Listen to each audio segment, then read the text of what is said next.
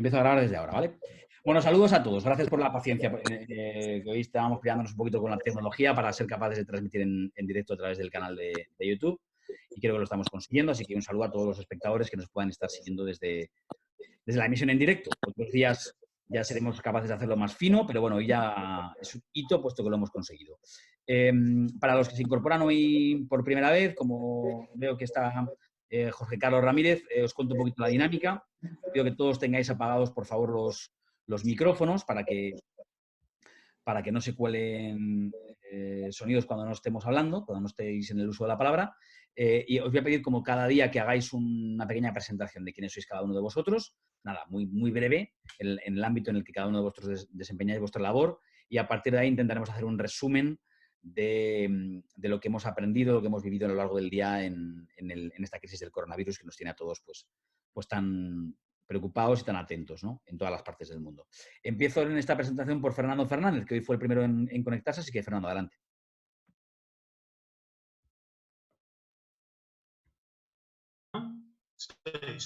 Soy periodista, también funcionario, especializado en comunicación de emergencias y crisis, y también soy docente en el máster de emergencia de la Universidad de Málaga. Gracias, Fernando. Rafael Chus.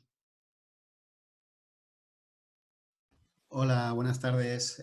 Soy Rafael Chus, formador policial y experto en seguridad y en tecnología. Gracias. Gracias, Rafael. Carlos Sisdedos, aunque veo aquí WA, pero adelante, Carlos. Bueno, mi nombre es Carlos Sisdedos, soy analista de inteligencia, colaboro con CIFAL en tema de formación y bueno, intentaré aportar todo lo que pueda. Perfecto. Gracias, Carlos. Julio Andrade. Espera, te voy a encender el micrófono, lo tienes apagado, Julio. Espera. Estoy en ello. Ya. Buenas tardes, soy Julio Andrade, director de CIFAL Málaga Unitar, también profesor del Máster de Gestión de Emergencia y Catástrofe de la Universidad de Málaga. Y encantado de veros por aquí. Un saludo a Jorge Carlos Ramírez. Gracias. Gracias, Julio. Jorge Carlos Ramírez, precisamente. Te voy a encender el micrófono, ya está. Gracias. Soy Jorge Carlos Ramírez, soy senador por el estado de Yucatán, en la península del mismo nombre, en México, y soy vicepresidente de la mesa directiva del Senado. Bienvenido. Sin duda aprenderemos mucho escuchando el testimonio que nos vas a ofrecer de cómo lo estáis viviendo desde allí. Muchas gracias. Juan Iranzo. Buenas tardes a todos. Soy Juan Iranzo, catedrático de Economía Aplicada y académico de número de la Real Academia de Doctores de España. Bienvenido. Muchas gracias. Una tarde más, Juan. Bienvenido. Y Juan Carlos Galocha, te enciendo el micrófono. Bueno, ya lo has encendido tú. Dale. Buenas tardes, soy Juan Carlos Galocha, soy funcionario de las Naciones Unidas. En estos momentos soy en el norte de Kosovo como jefe de la Oficina de Justicia y tengo muchas misiones de paz también a cuestas y espero, pues, como siempre, contribuir con mi perspectiva y con mi experiencia. Gracias. Gracias a ti, Juan Carlos. Bueno, pregunta abierta para todos. Enseguida quiero escuchar el testimonio de Jorge Carlos Ramírez para que nos cuente su visión y cómo lo están viviendo allí, pero antes quiero haceros una pregunta abierta a todos. Después de la decisión anunciada ayer, tomada hoy por el Consejo de Ministros, de medidas más restrictivas en el cumplimiento del confinamiento, ¿qué esperáis que suceda en los próximos días desde todos los puntos de vista? También desde el punto de vista económico, primero del sanitario y luego el económico, o como queráis. El económico, Juan, te había preguntado muchas veces qué supondría un cierre mayor de la economía y hoy es el momento de preguntarte. Ayer también lo hablamos, pero no estabas tú en el grupo, quiero escuchar tu opinión. Os he mandado esta mañana una nota y considero que por encima de todo está garantizar la sanidad, pero yo entiendo que en este momento, desde que hay un confinamiento, desde que hay muchas medidas adecuadas sanitarias, no hay por qué producir con gran concentración de personas, sino que se puede mantener en gran medida la producción cumpliendo a rajatabla todas las condiciones sanitarias. Por tanto, creo que es excesivo el cierre de una parte muy importante de la actividad productiva, muy especialmente la industria, razones.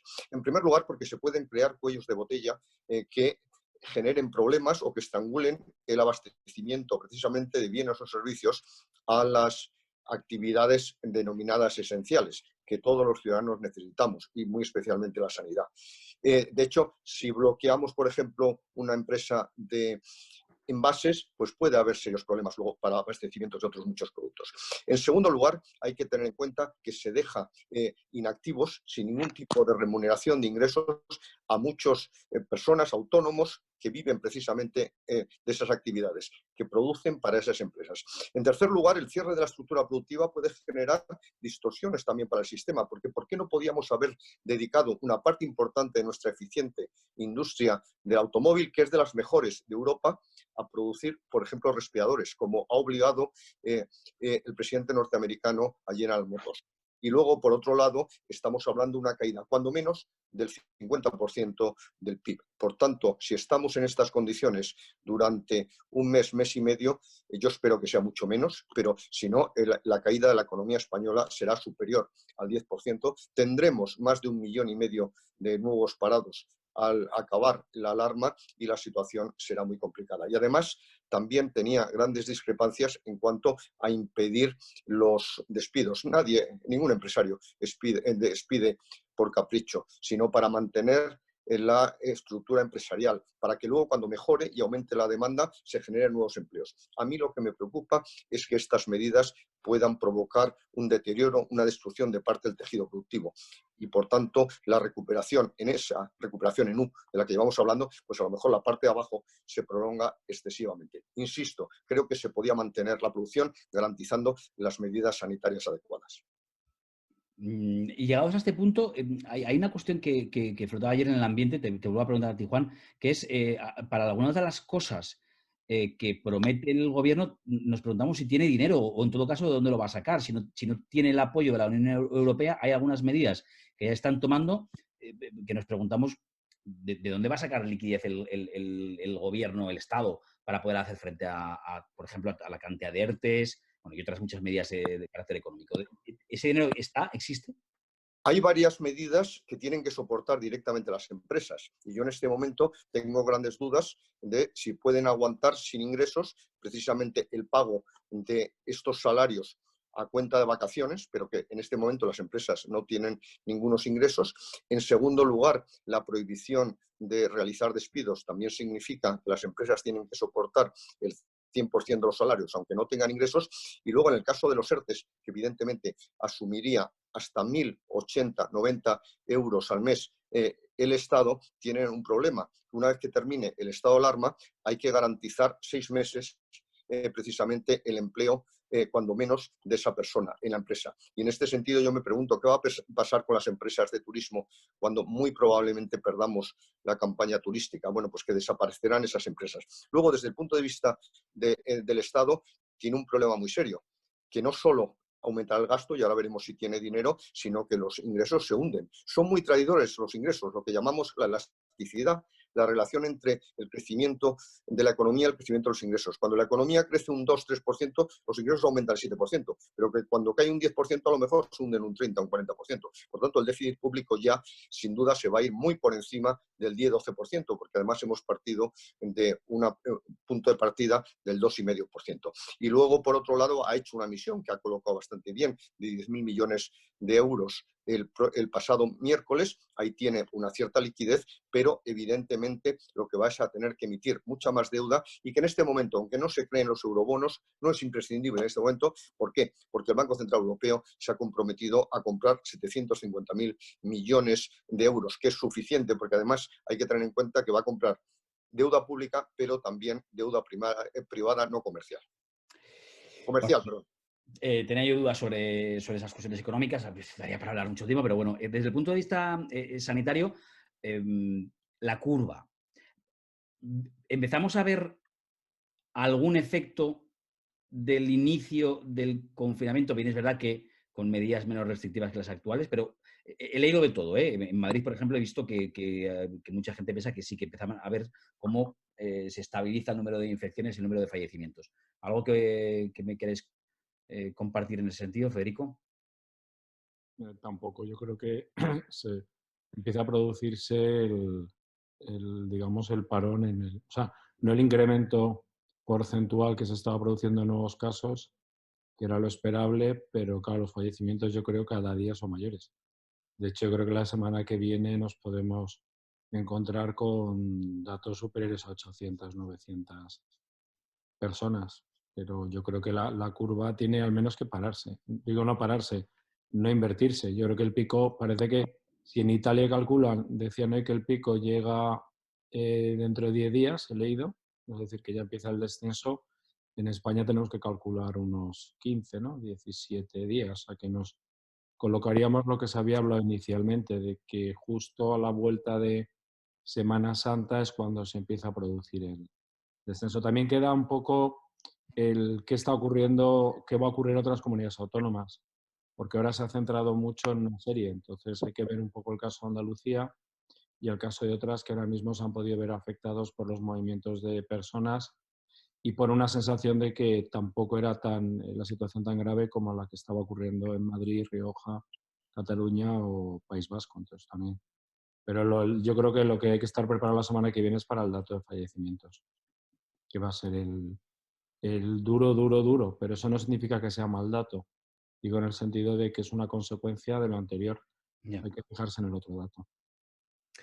A partir de ahí, y con independencia de que alguien levante la mano para pedirme la palabra porque quiera decir algo, en este punto quiero escuchar a Jorge Carlos Ramírez, que es lo que puede compartirnos de la visión que tenéis desde México y qué es lo que observáis desde la distancia. Primero desde la distancia y luego en primera persona, porque también queremos ver qué medida estáis tomando vosotros, o están tomando ustedes desde allí. Adelante. Gracias, un saludo a todos en estas particulares circunstancias. Les platico qué está pasando en México. Miren, nosotros ya llegamos ayer a 843 casos. Suenan pocos, pero es una curva comparada en la línea de tiempo a la de Italia, por el número de días que tenemos nosotros detectando enfermedades. Se empiezan a presentar los primeros contagios comunitarios y lo que hay es una gran dispersión de medidas. Los estados que tienen gobernadores de diferentes instancias políticas, de diferentes partidos, han tomado medidas con poca sincronía con la federación. Se ve un intento de la federación de controlar sobre todo la información, pero una descoordinación todavía en cuanto a acciones concretas. Yo creo que es fundamentalmente porque esas acciones concretas implicarían recursos. Empiezan a aparecer en las distintas regiones manifestaciones de empleados, enfermeros, médicos, camilleros, quejándose de la falta de equipo indispensable para atender este tipo de contagio. Todavía está muy lejos de ser una situación crítica.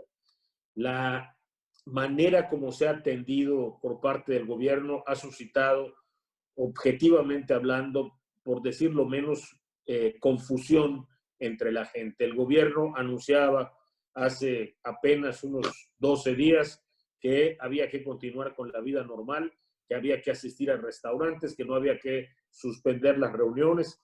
Ya algunos lugares, como por ejemplo el mío, Yucatán, habían instalado retenes en los puntos de entrada a la ciudad principal, habían pedido una restricción de actividades, habían suspendido clases, habían suspendido eventos, pero ayer, por ejemplo, sale el subsecretario y con una cara de pánico realmente dice 3 veces, ahora sí, ahora sí, ahora sí, por favor, quédense en su casa un mes. Esto no ha ayudado mucho a la instalación de una conciencia crítica con respecto al tamaño del problema, los alcances personales, familiares del problema desde el punto de vista sanitario, desde el punto de vista de la salud. Ha salido un gran empresario de México, debería yo decir un empresario grande aquí en México, a decir basta de cuidados, basta de ver las cosas de esta manera trágica, la gente se tiene que morir, pero solo se muere el 6%, así es que no debemos parar nada y debemos de seguir nuestra vida normal.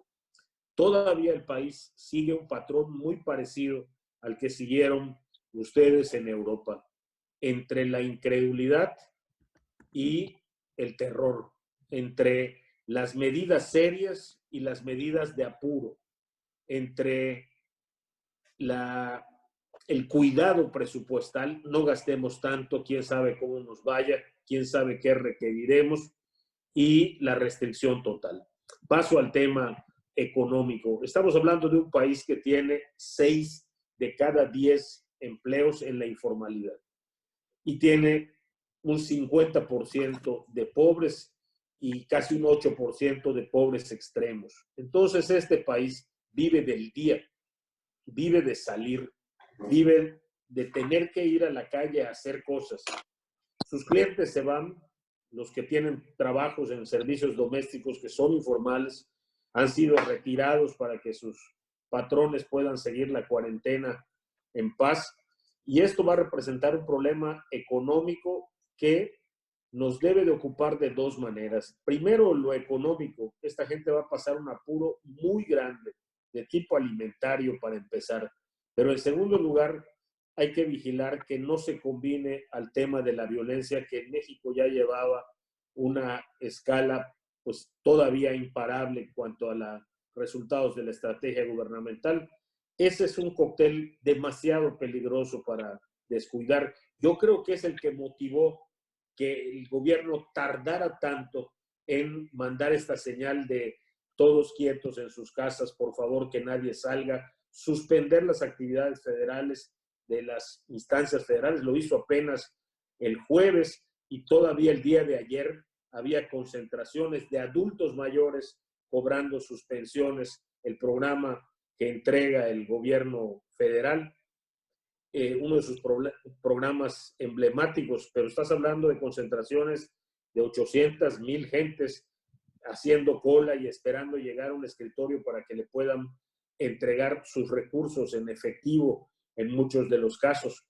Es todavía una situación de confusión la que hay en México. No acierta a ordenarse y a establecerse una sola estrategia. No se ve una vía directa. Voy a narrarles mi experiencia con el secretario de Salud Estatal de Yucatán. ¿Por qué, secretario, no estamos haciendo pruebas y más pruebas? Y el secretario me contesta, porque la COFEPRIS, la instancia federal para autorizar las importaciones relacionadas con drogas, medicinas o equipos médicos, no ha autorizado todavía que podamos hacer las importaciones. Hay estados que tienen cargamentos, dice él, detenidos en la aduana. Ayer ya le hemos solicitado a la COFEPRIS variar este criterio, porque yo creo que la apuesta por lo que hemos visto en la experiencia de otros países y como está rectificando Estados Unidos hoy, es hacer un muestreo muchísimo más amplio. Va a afectar tu curva, pero también va a permitirte detectar cuáles son los posibles focos y también te va a facilitar las medidas de contención. Posiblemente te aligere la carga económica porque te va a permitir abrir lugares donde no es necesario que estés cerrado, donde todavía no tengas un carácter de urgente y cuando lo tengas lo vas a detectar a tiempo y lo vas a poder contener. Pero esto no se está haciendo hoy. No se está haciendo porque hay un choque entre las estrategias estatales y federal, y la estrategia federal trata de ser muy restrictiva y los gobernadores van entre hacer caso y no por una sencilla razón. El presupuesto de salud es fundamentalmente federal y todos tienen miedo de que sustraerse de una estrategia nacional les impacte presupuestalmente o les implique un castigo por parte de la federación. Entonces, es todavía una situación confusa. ¿Cuánto ha dicho el gobierno que podemos esperar alcanzar el pico? Ellos hablan del 18 de abril. Yo lo veo sinceramente un poco más lejano por el ritmo que estamos llevando. Y creo que esto es un asunto que los mexicanos estamos entendiendo todos los días que va a tardar muchísimo tiempo. Y eso sí, estamos tratando de encontrar algunas soluciones que alivien sobre todo esta carga alimentaria en las familias, particularmente en la zona rural.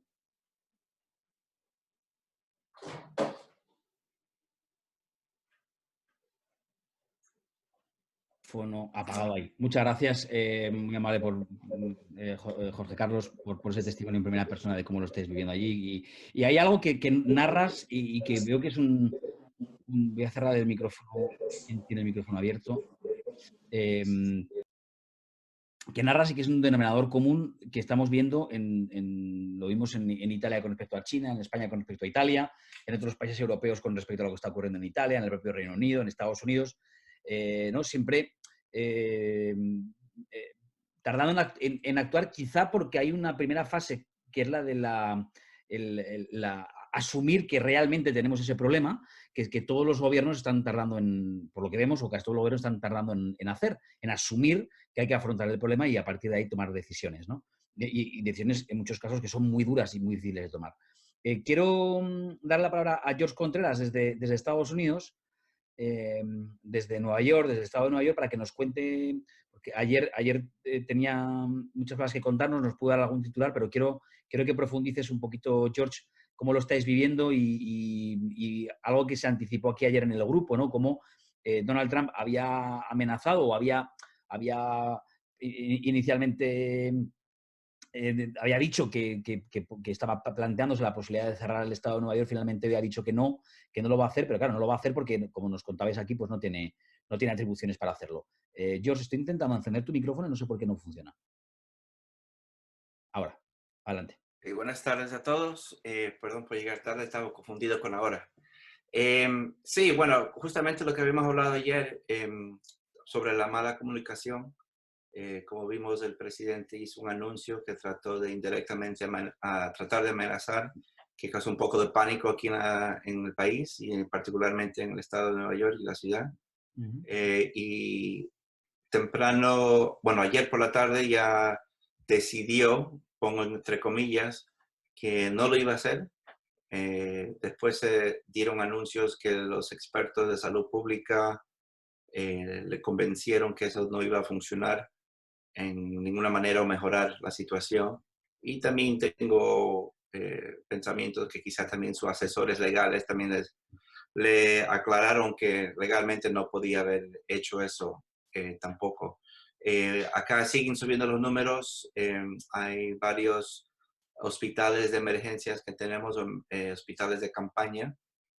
Está previsto tener un anuncio, una rueda de prensa del presidente a las 5 de la tarde, hora de Nueva York, para dar unos adelantos. Esperamos el barco que es el hospital móvil, que tiene unas 1000 camas para el lunes, que llegue acá al estado. Y por lo tanto, aquí ya llevamos las últimas cifras de hoy del gobernador. Es que llevamos 59,000 casos en el estado de Nueva York y 8,500 que están en hospital, y 2,000 de ellos están en UCI, y ya el estado está por 965 fallecidos, que es un gran porcentaje de lo que es todo el país. Obviamente la ciudad de Nueva York y el estado es como un epicentro. Tenemos... poco ha cambiado en lo que se va a hacer en el estado de confinamiento. Después de la decisión del presidente que dijo que no iba a hacer ningún tipo de aislamiento confinado para los 3 estados, sí hizo la sugerencia que la CDC haga algún tipo de recomendación de que personas no viajen entre los estados. Realmente es una sugerencia. No es algo realmente que cambia lo que estamos haciendo ahora. Uno de nuestros estados, Rhode Island, que queda cerca de aquí, el viernes había declarado que no se iba a permitir ninguna persona que venía en carro con licencias de Nueva York que entre al estado. Obviamente, otro ejemplo de una mala comunicación, y que dentro de 24 horas el gobernador aquí de Nueva York habló con ella y cambiaron esa declaración, que obviamente cosas así puede causar un poco de pánico entre los estados que están alrededor de Nueva York, y creo que eso también los líderes tienen que tratar de trabajar juntos en vez de individual para tratar de convencer a la población que se mantenga con un poco de calma y no crear más pánico en los estados que están por acá.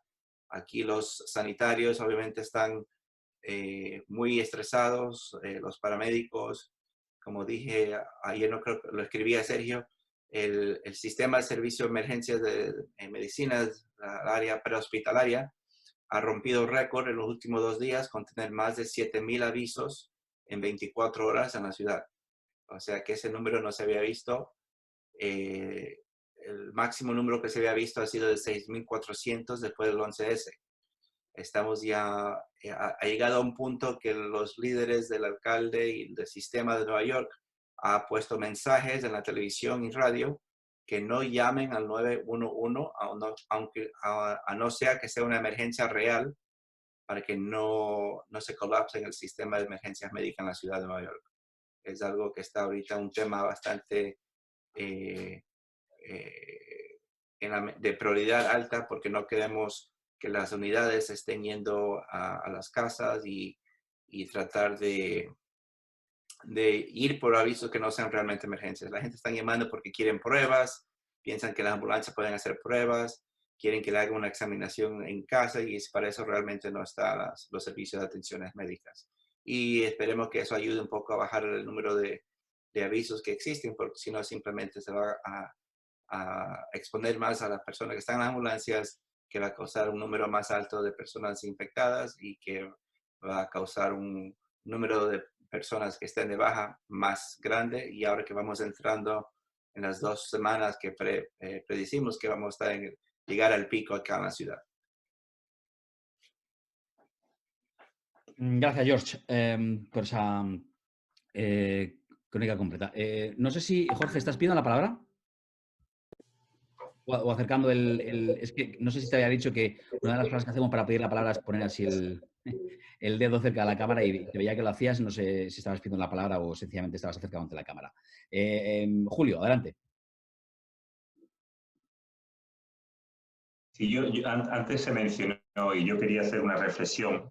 No es fácil contestar la respuesta, pero para que nos fijemos en la dimensión en España de esta crisis. Andalucía es una comunidad muy grande, con 8,5 millones de personas. Tiene 4.600 casos, 200 en la UCI y 200 fallecidos. La comunidad de Cataluña, que tiene 7,5 millones, tiene 15.026 casos, 1.390 en la UCI y han fallecido 1.216. Madrid tiene 6,5 millones de habitantes y tiene 22.600 casos, 1.400 UCI y 3.000 fallecidos. Pero es que una comunidad pequeñita como Castilla-La Mancha, con solo 2.300.000 habitantes, tiene más que la comunidad de Andalucía, 5.200 casos, 300 en UCI y 539 fallecidos. Algunas razones tiene que haber para que esto ocurra, ¿eh? Yo no digo que las comunidades tomen mayores o menores medidas, pero no cabe duda que algo diferente tiene que estar ocurriendo, ¿no? Tiene que ocurrir, cambiará por la población, cambiará por la medida, cambiará por la relajación, cambiará por las conexiones, cambiará por muchas cosas, pero si bien es cierto que Andalucía, no solo siendo la comunidad más grande, tiene esta cifra, sino que ha bajado incluso la tasa que tenía. Andalucía prácticamente estaba duplicando cada día y ahora casi cada 3 días duplica. Ahí lo dejo. Gracias. Gracias, Julio. Quiero escuchar sobre el tema seguridad ciudadana, que ayer inicialmente empecé preguntándole a Rafa. Si alguien más quiere intervenir, por supuesto que pida la palabra, pero a Rafa Chus, hay un asunto que parece que no está saliendo mucho en los medios y hay un debate ahí ético, ¿no? De hasta qué punto debe o no debe salir, pero yo lo he leído en las redes y quería compartirlo con vosotros, ¿no? Veréis, hubo manifestaciones en España, ¿os acordáis, ¿no? Con Excalibur, en el caso de la crisis del ébola, hubo manifestaciones en España por la mala gestión política que se atribuyó en aquel momento al gobierno en aquel momento, ¿no? En este estamos hablando ya de muchos muertos y, sin embargo, creo que era Fernando el que tocaba aquí el tema de cuánto tiempo tardaremos en ver imágenes escabrosas. No se están viendo de momento imágenes delicadas, no estamos viendo imágenes que salgan de los hospitales, no estamos viendo imágenes de féretros, en fin, tampoco del Palacio de Hielo, que pensábamos que se podría colar alguna imagen. ¿Hasta qué punto se puede apelar ahí a la responsabilidad de los medios? Y hasta qué punto eso es positivo, que entiendo que sí, o estamos ocultándole cierta parte de información a la ciudadanía. En fin, ¿cómo creéis que puede influir esto a la hora de mantener la calma en la población y de que no veamos altercados, como ayer decíamos que se está empezando a ver en el sur de Italia? Rafa. Bueno, yo que sí que diría, por ser optimista y por enfocarlo de una parte, que yo creo que la población española ya lleva una parte pedagógica de enseñanza en el uso de las redes sociales. Es decir, sí que en esta parte ya se tiene antecedentes de las imágenes y demás. No es creo, un público el español de utilizar redes sociales en su mayoría, me refiero, salvo casos, de hacer especial uso para que cundir el pánico o determinadas imágenes. Yo creo que la gente es muy profesional, porque tú te hacías referencia a sitios que se han convertido en grandes morgues, pero yo creo que la gente que está ahí trabajando, y más como son los casos de la UME y profesionales, saben muy bien el efecto que eso tiene. Y tienen un protocolo muy adecuado para no filtrar o utilizar.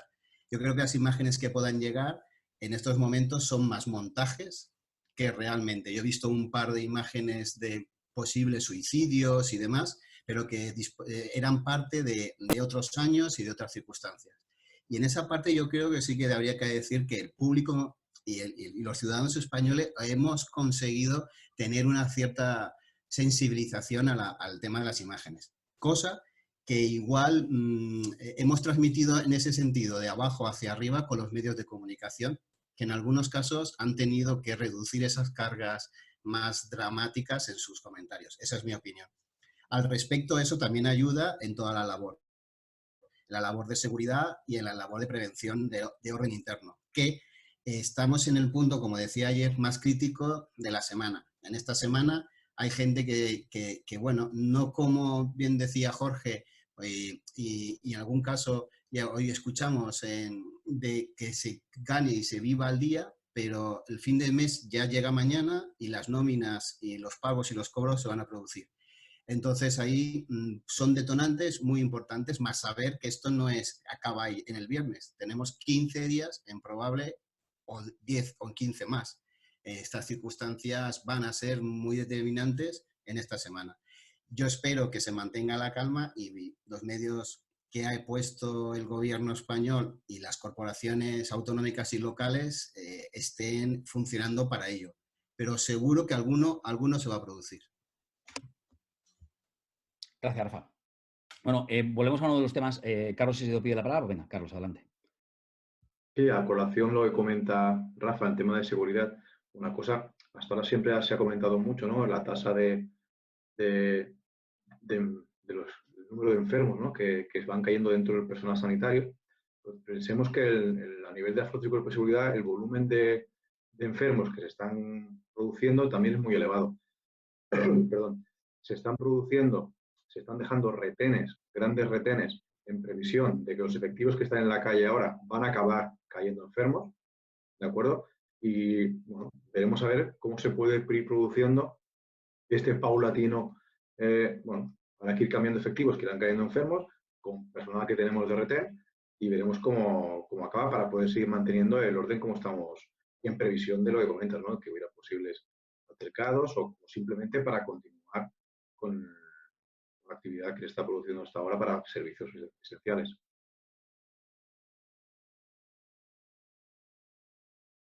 Ahora, gracias, Carlos. Decía yo que todos los asuntos que es primordial, ¿no? Yo voy haciendo ahí compartimentos estancos, pero en realidad todos están enlazados, ¿eh? Cada que hago así se ve raro, ¿no? Pero bueno. Que es el tema de la comunicación, ¿no? Hemos vuelto, o sea, tenemos cada día, Fernando Fernández, por ti voy, tenemos cada día una prueba nueva de qué se hace bien y qué se hace mal, ¿no? La rueda de prensa de ayer del presidente del gobierno, Pedro Sánchez, anunciando las medidas más restrictivas de confinamiento, la rueda de prensa posterior al Consejo de Ministros que hemos visto en el día de hoy de la ministra de Empleo y la ministra portavoz y de Hacienda. Bueno, no sé qué conclusiones sacas tú, ¿no? Pero en cualquier caso, no sé si hemos mejorado, que es mi pregunta, no sé si de la descoordinación inicial y de la cantidad de voces que veíamos, si esto se está mejorando o al contrario. Incluso te quiero preguntar, porque he leído ahí la crítica de algún experto en comunicación que dice que el hecho de que veamos cada vez más voces en esas ruedas de prensa diarias no es nada casual, sino que se trata un poco de una estrategia de reponer el ventilador y repartir responsabilidades entre un montón de expertos, ¿no? Bajo la premisa de que si todos son culpables, ninguno es culpable. No sé, te pregunto. Bueno, yo ya os lo he comentado esta mañana, os he contado mis neuras o mis ideas en el grupo, ¿no? Que evidentemente está claro que sí existe una estrategia de comunicación. Se pueden hacer mil cosas, ¿no? Pero la estrategia de comunicación ya podéis empezar a verlo, ya podemos ver que sigue un patrón, ¿no? Evidentemente, también es lo que yo os decía, se están cometiendo errores, los estamos revisando aquí, los estamos viendo, por ejemplo, la rueda de prensa vacía o ambigua que crea más incertidumbre que hizo ayer el presidente, fue uno de ellos, la falta de coherencia ha sido otro. Creo que en el futuro vamos a tener que hablar y vamos a ver, creo, un cambio, porque está molestando bastante el tema de cómo se formulan las preguntas el presidente a los ministros, que creo que no está gustando mucho a los medios de comunicación, por lo menos no a los principales, sino quizá a los secundarios, ¿no? Que los discrimina bastante, pero que todo va por una estrategia. Está muy bien el rotar. Yo creo que Pedro Sánchez se está exponiendo demasiado. Ya os dije, por ejemplo, ya comentaba que el presidente italiano ha salido solo en 2 ocasiones. Si encima sale y en vez de hacer un discurso presidencialista, hace un discurso pues para contar cómo van las conexiones a Internet o para contar una serie de medidas que no sabe especificar y que crea más incertidumbre, se está equivocando. Pero también os comentaba que hoy ha sido más dinámico para decir exactamente lo mismo o no decir nada. Ha sido dinámico con 2 mujeres, la ministra portavoz y la ministra de Trabajo, para decir lo mismo que dijo el presidente ayer, que a fin de cuentas es lo que decían que no iban a hacer 2 días antes. Y lo que yo quiero dejar claro es que hay una estrategia, se pueden seguir muchas, pero está siguiendo su propia estrategia, y es una estrategia que además terminará en las próximas elecciones y tendrá margen para corregir todo lo que sucede y todo lo de la opinión pública y los inconvenientes que se vaya encontrando a lo largo de estos meses el gobierno de la nación. O sea que, bueno, vamos a ver cómo va la cosa, porque realmente está bastante complicado.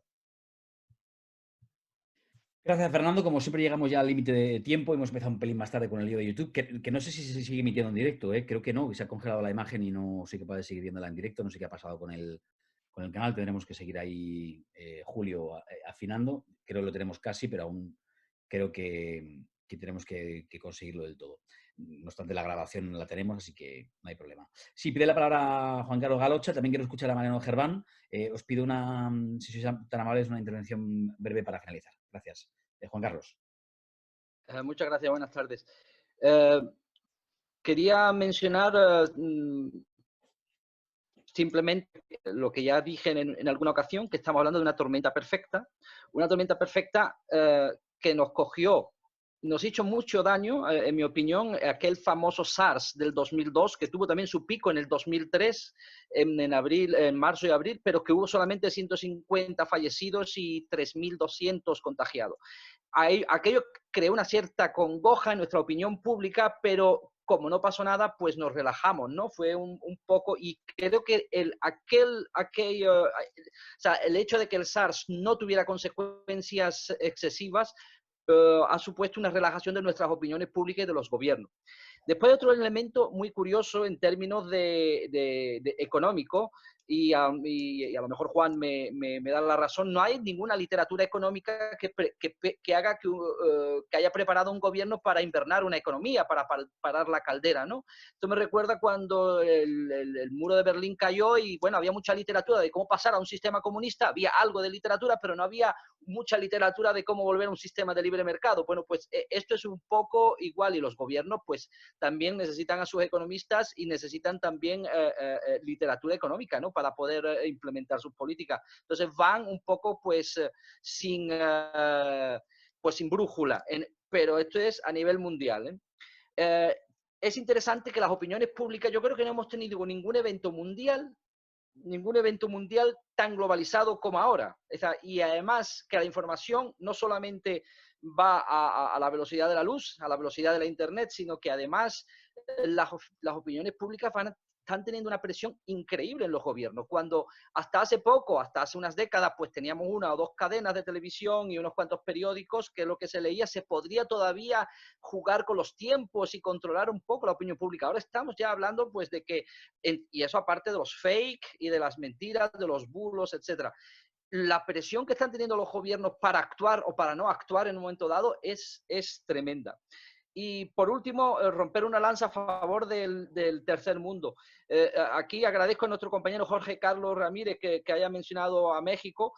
Curiosamente, México para nosotros es un país desarrollado, es un país de desarrollo medio, que le llamamos, ¿no? Pues yo que he estado en Haití, que he estado en Afganistán, que he estado en Nicaragua, en otros países de la zona también, Colombia, hay... Por ejemplo, Haití no había ni forense, o sea, no existen forenses, los forenses están en Port-au-Prince y pocos se lo pueden pagar, ¿no? Pues imagínate los kits, no tendrán kit, habrá una parte de la población que se pondrá enferma, que morirá y no sabremos ni siquiera las razones por las que lo han hecho, y eso va a pasar en África en general, ¿no?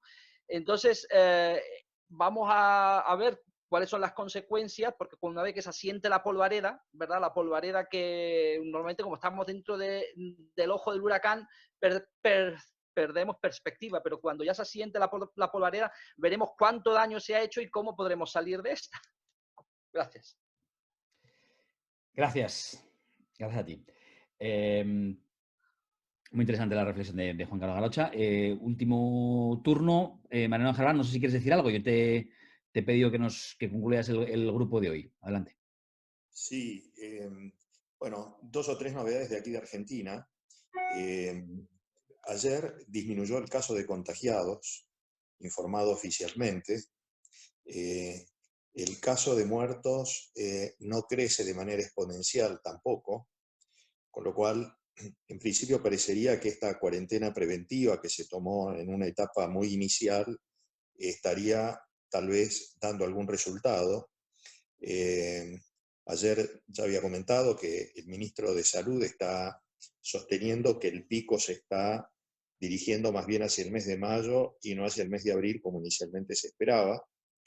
Hoy, esta mañana, dio una conferencia de prensa aquí en Buenos Aires, pero lo interesante es que estuvo acompañado por algunos otros ministros de otras jurisdicciones y algunos integrantes del comité científico que está asesorando al gobierno. Y entonces, bueno, fueron varios de los que participaron de esta conferencia de prensa los que fueron informando a los medios. Obviamente que quienes tienen mayor formación científica reúnen mejores líneas argumentales para poder hacer frente a la prensa.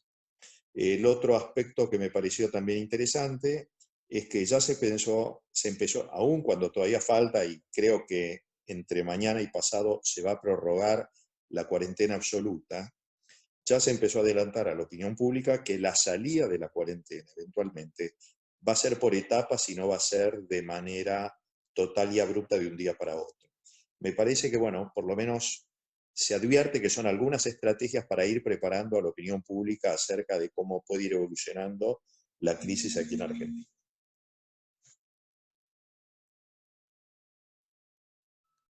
Muchas gracias. Muy interesante, Mariano, también lo que nos cuentas, y esperanzadoras las noticias que llegan desde Argentina, ¿no? Y cómo, en el caso de que se confirme esa información que tú nos das, pues realmente se volvería a confirmar que cuando se toman ese tipo de decisiones drásticas en un estadio muy inicial, como hicieron en algunos países, como Corea del Sur, por ejemplo, pues realmente surte efecto, ¿no?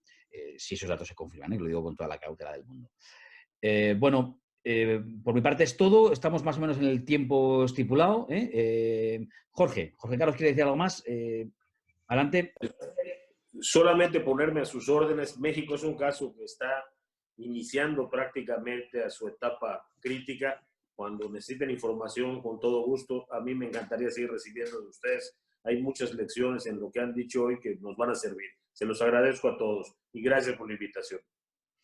Gracias a ti, gracias a usted, José Carlos Ramírez. Carlos, si os pide la palabra, venga, adelante. Muy brevemente, quizás si damos justo tiempo lo podemos dejar para otra reunión. Ayer se aprobó, se anunció un nuevo Real Decreto en el cual se habilitaba la posibilidad de la unificación de aplicaciones y la geolocalización de los usuarios. No sé si quizás es un poco exceso, quizás lo podemos dejar para otra reunión, pero bueno, conmigo tener presente que veremos a ver qué tipo de solución nos pueden presentar. Primero, por un lado, estaría bien la unificación de aplicaciones, no cada comunidad autónoma creando su propia aplicación para móvil, recopilando sus propios datos y no se pueden homogeneizar, no se pueden tratar de forma conjunta. Y por otro lado, veremos a ver cómo reaccionan las operadoras cuando tengan que ofrecer toda la información de todos los terminales. Y luego veremos quién los puede analizar, que es otro tema. Bueno, sí estamos fuera del tema, pero es muy interesante lo que cuentas. Si quieres hacemos mañana un apartado, ¿no? Te pedimos que nos lo cuentes y nos lo presentes, porque tiene muchas implicaciones. Es verdad que cuando vimos eso, yo pensé que era automático, es decir, que ahora las operadoras de manera automática tendrán que dar toda esa información para que se analice, pero claro, yo me pregunté, ¿y quién va a analizar toda esa ingente cantidad de información y cómo, ¿no? Por un lado. Y por otro lado, el paradigma de aplicación que vimos, que era la que había desarrollado Martín Barsaski en la Comunidad de Madrid a petición de la presidenta de la comunidad, pues es una de las primeras aplicaciones que se puso en marcha.